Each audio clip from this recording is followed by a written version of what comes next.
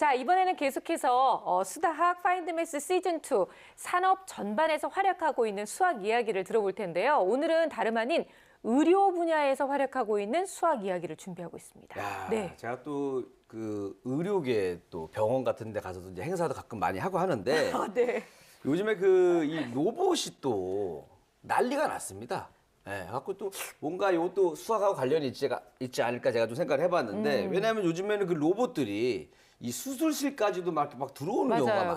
맞아요. 들어와가지고 환자분께 누워 계시면은 이제 로봇이 그 뛰어난 그 계산력을 바탕으로 수술비하고 입원비하고 이렇게 다 계산해주고 이런 게 뭔가 그 수학과 그 의료가 관련 있는 게 네네. 아닐까 제 추측입니다. 아, 네, 너무 많은 기대를 했네요. 아니, 이게 계산서를 작성하는 게 아니라 실제로 네. 수술에 참여도 하잖아요. 그렇죠. 이게 좀 잘 가다가 갑자기. 요즘 좀 제가 칭찬을 많이 했더니 네. 너무 갔나요? 네. 병원비가 많이 나와서 민감하거든요, 저는. 참 로봇이 그- 계산해줘야 돼. 좀 더 연습을 하시면 아, 예. 더 발전할 수 있을 것 같은데 그건 아닌 것 같습니다. 한 네. 2년 더 하면은 더 잘할 것 같아요, 수학. 네. 그러니까요. 자, 우리 건강과 직결되어 있는 의료 분야인 만큼 더욱더 관심이 높은데요. 과연 의료 분야에서 수학이 어떤 활약을 하고 있는지 지금부터 함께 만나보겠습니다.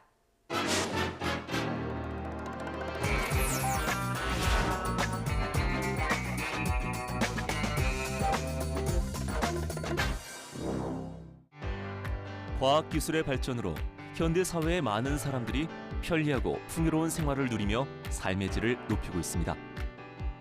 그리고 국민이 생각하는 삶의 질의 첫 번째 요소 또한 건강을 뽑았는데요. 하지만 바쁜 사회생활에 시달리며 잘못된 식습관과 운동 부족으로 각종 성인병과 암과 같은 질환이 급격하게 늘어나고 있습니다. 다행히 현대의학이 발달함에 따라 건강검진 등을 통해 질병을 조기에 진단할 경우 완치 가능성 높은데요. 이에 발맞춰 우리 몸을 가장 정밀하게 진단할 수 있는 CT, MRI 등의 의료 영상 기술들도 함께 발전하고 있습니다. 그리고 이 중에서도 CT는 진단 시간을 절약시켜 많은 사람들에게 일반적으로 사용되는 기술 중 하나인데요. CT 진단법은 1979년 영국의 공학기술자 고드프리 하운스필드와 미국의 물리학자 앨런 코맥이 노벨 생리의학상을 받으면서 세상에 알려졌습니다. 그러나 놀랍게도 CT 진단법의 원리는 그보다 약 60년이 앞선 1917년에 오스트리아의 수학자 요한 라돈에 의해 개발되었다는 사실. 컴퓨터 단층 촬영이라고 불리는 CT는 체내 X선을 통과시킨 후 X선이 신체의 각 부분에서 얼마만큼 흡수됐는지를 측정하는 방법인데요. 이때 CT 원리의 기본이 바로 수학인 겁니다. 먼저 수학적으로 아주 간단하게 말씀드리면 n개의 미지수를 갖는 n개의 방정식이 주어졌을 때 이 연립 방정식의 해를 구하는 것과 같다고 말씀드릴 수 있습니다. 예를 들어 엑스레이를 어떤 특정 방향으로 투과시키면 4개의 방정식을 얻을 수가 있는데요. 이 4개의 방정식의 해의 분포를 시각화한 것이 바로 CT 영상이라고 말할 수가 있습니다. 실제로는 이거보다 더 많은 미지수를 구해야 합니다. 이러한 과정을 통해 얻어진 CT 영상은 우리 인체의 다양한 질병을 더욱 정확하게 진단할 수 있도록 도와주는데요. 하지만 그럼에도 불구하고 CT를 통해 의사들이 환자를 진단하고 모니터링하면서 보완해야 할 점은 존재합니다. 바로 인체 내에 임플란트, 인공관절 등 금속성 물질 등이 존재할 경우 CT를 촬영했을 때 금속 물질 주변으로 왜곡이 일어난다는 겁니다. 이를 보완하기 위해 기존에도 다양한 방법들이 사용됐지만 대부분 왜곡을 줄이는 동시에 인체의 해부학적 정보도 함께 제거하는 단점이 발생했습니다. 이에 국가수리과학연구소는 연세대학교 계산과학공학과 팀과 공동 연구에 돌입했는데요. 치과대학 의사 선생님으로부터 CT에서 발생하는 금속 인공물에 대한 문제에 대해 처음 접하게 됐습니다. 먼저 이 금속 인공물 보정에 관한 연구는 지난 30년간 많이 연구되고 있던 분야 중 하나입니다. 그러나 금속 인공물의 그 비선형적 현상 때문에 분석하는 데 많은 어려움을 겪고 있었습니다. 의사 선생님과 대화를 통해서 이 현상에 대한 정확한 분석이 있어야 좀 더 문제를 심도 있게 다룰 수 있을 거라 생각하여 이 수리적 분석을 시작하게 됐습니다. 즉 CT 정보의 손상 없이 왜곡을 제거하는 방식의 수학적 알고리즘을 구성해야 하는 겁니다. 그리고 이를 위해서는 왜곡에 대한 수학적 분석이 먼저 이루어져야 하는데요. 이때 왜곡이 언제 어디에서 발생할지에 대해서 분석하고 이를 바탕으로 왜곡이 일어나는 형태를 공식화하여 나타내야 합니다. 그렇다면 왜곡을 분석하는 데 사용되는 수학적 원리는 무엇일까요? 정말 간단하게 말씀드리면 금속물에 의한 왜곡이 어떤 줄무늬 형태, 즉 선의 형태로 나타나게 되는데요. 이 선을 어떤 한 점이 어떤 특정 방향으로 전파되어 나갔다고 바라볼 수가 있습니다. 좀 더 수학적인 용어를 사용하여 말씀드리면 피리의 적분 연산자에 의해서 특이점이 어떤 특정 방향으로 전파되어 나갔다고 바라볼 수가 있습니다. 이러한 분석을 바탕으로 왜곡들이 일어나는 형태를 공식화하여 나타내었습니다. 이러한 풀이의 적분의 가장 기초가 되는 수학 원리는 바로 미분과 적분인데요. 이를 통해 CT 영상에서 발생한 왜곡을 분석하는 데도 수학의 역할이 중요하게 작용했다는 것을 알 수 있습니다. 현재 이 기술은 임상 실험에 적용하기 위해 활발히 연구 중인 상태. 기술 상용화를 위해서는 아직 보완이 필요하지만 상용화가 된다면 그 기대 효과는 매우 클 것으로 예상됩니다. 먼저 CT 영상으로부터 왜곡만을 정확하게 추출해내 깨끗한 상태의 영상을 볼 수 있어 환자의 진단 정확도를 높일 수 있고, 더 나아가 현대인들이 건강한 삶을 영위하는데 크게 일조할 것으로 보고 있습니다. 정확한 질병 진단을 위한 의료 영상의 오류를 제거하는 데 중요한 역할을 한 수학. 세상의 문제를 빠르고 정확하게 해결하는 힘, 바로 산업수학입니다. 우리 몸에 어떤 이상이 있는지를 정확히 알기 위해서는 정확한 진단이 필요하잖아요. 이때 많이 사용되는 것이 바로 CT라는 건데, 이 CT의 기술도 수학에 기반을 두고 있는 것은 맞죠. 그런데 이 왜곡의 문제점이 발생한 것을 잡아준 역할 역시 수학이 했다. 이렇게 정리를 해볼 수 있는 거죠, 선생님? 네, 맞습니다. 의료계야말로 수학과 수학자들의 활약이 대단한데요. 그중에서도 사람의 몸을 해부하지 않고 사람의 몸 안의 문제점을 파악할 수 있다라고 하는 것은 상상도 못할 일이었었는데, 네. CT라고 하는 기술이 들어서면서 그것이 가능하게 됐습니다. CT 진단법이라는 것을 좀 더 구체적으로 말씀드리면, X선이라고 하는 것을 여러 각도에서 신체에 쏘게 돼요. 그렇게 되면 들어간 X선의 양이 있는데 나온 X선의 양이 또 있을 거 아니에요. 그러면 들어간 X선의 양에서 나온 X선의 양을 빼면 몸속에서 머물게 되는 X선의 양을 우리가 알 수 있게 되는데요. 네. 이 촬영한 원리를 살펴보면 중학교 때 배웠었던 연립 1차 방정식이라고 하는 원리로 이런 것들이 진행됨을 알 수 있습니다.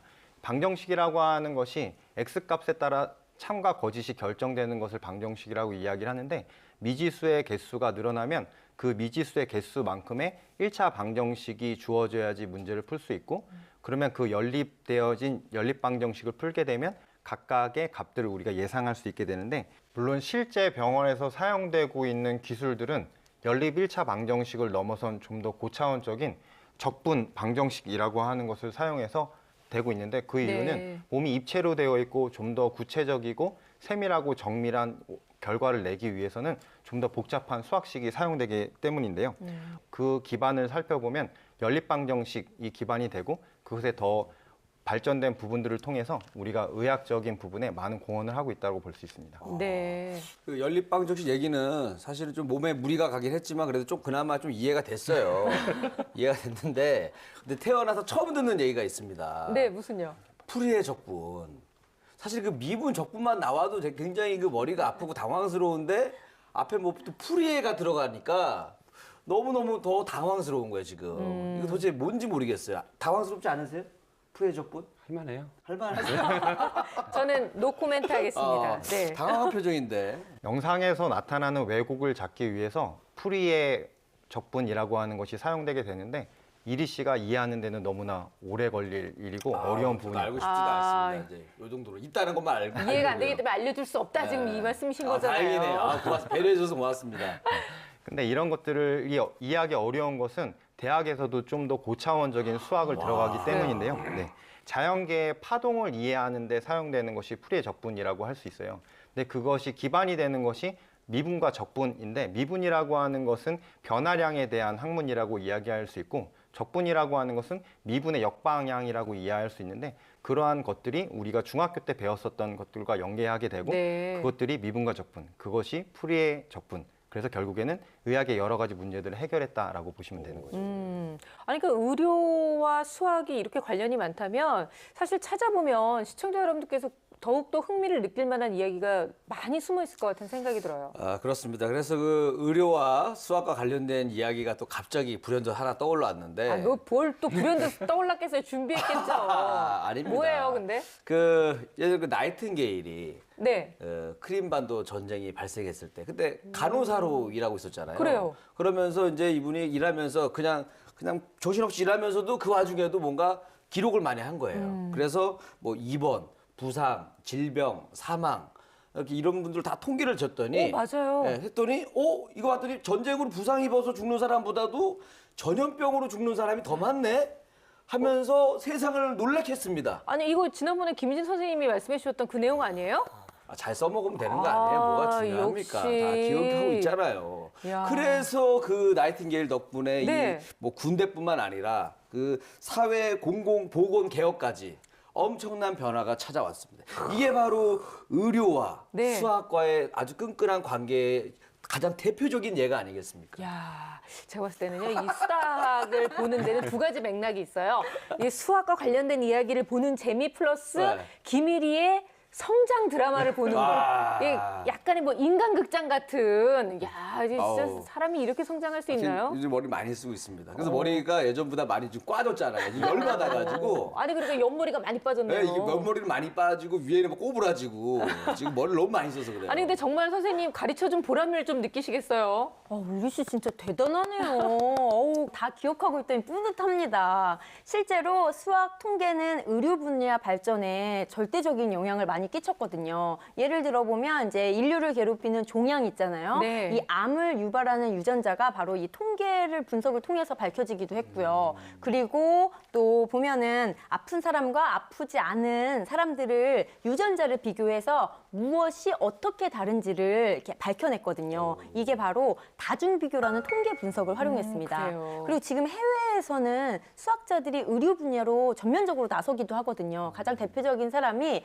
바로 인간 게놈 프로젝트를 실천했던 에릭 랜더입니다. 네. 에릭 랜더는 실제로 생물이나 의학을 전공하지 않고 다만 이제 유전체들의 그런 데이터를 분석했음에도 불구하고 수학자인데 그것 때문에 유전학자로 많이 알려지기도 했어요. 그리고 또 이제 많은 사람들의 생명을 앗아갔던 콜레라 같은 경우도 2008년도에 아프리카에서 2,000명이 넘는 사람들이 이제 사망을 하는 네. 일이 발생했거든요. 이때 미국의 한 연구팀이 이제 이것을 바탕으로 콜레라의 확산 경로를 예측할 수 있는 수학 방정식을 만들었어요. 그래서 이 수학 방정식에는 뭐 위생 상태라든지 뭐 백신 접종이라든지 항생제 치료 같은 여러 가지 조건들을 부합해서 어떻게 해야 가장 전파가 덜 되느냐를 네. 막아서 전염병을 이 통계로 예방했던 거죠. 굉장히 아름답고 대단한 활동들이죠. 네, 아니 지금까지도 얘기를 들어보면 수학의 역할이 이렇게 컸는데 앞으로 의료 분야도 계속해서 개발될 거고 또 그 개발되는 와중에 수학의 역할도 점점 더 커질 수밖에 없겠다 싶은데요. 지금까지 얘기를 종합해 보면 정확한 진단 그리고 예방에서 수학이 미치는 영향은 자꾸 더 커지고 있고 네. 우리가 100세 시대에 우리의 건강을 수학이 도와준다고 생각하니까 참 대단하지 않습니까? 그러게요. 예. 근데 의사 선생님들의 고민을 보면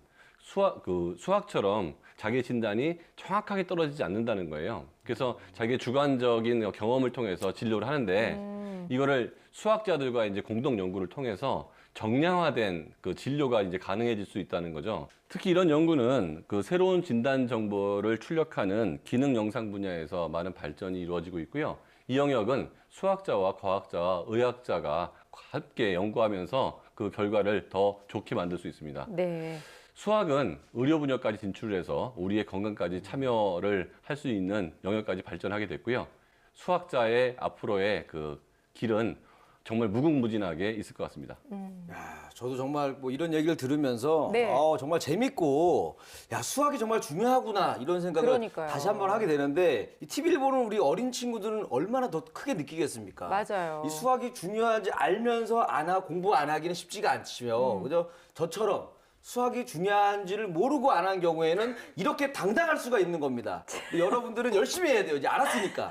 아니 저희가 진짜 몇 년 동안 수다학을 진행하면서 공부 잘하는 방법, 어떻게 하면 수학을 좋아할 수 있는지 이런 얘기를 했는데 그냥 강요하지 않아도 아이들에게 수학 공부가 얼마나 중요한지를 보여줄 수 있는 게 바로 실생활에서 이렇게 느껴질 수 있고 그리고 우리가 찾아볼 수 있다는 걸 보여주는 게 가장 큰 자부심을 느끼게 하는 부분이 아닌가 싶습니다.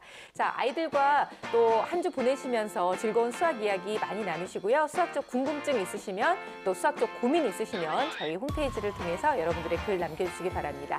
저희는 다음 시간에 더욱더 새로운 소식 가지고 찾아오겠습니다. 고맙습니다.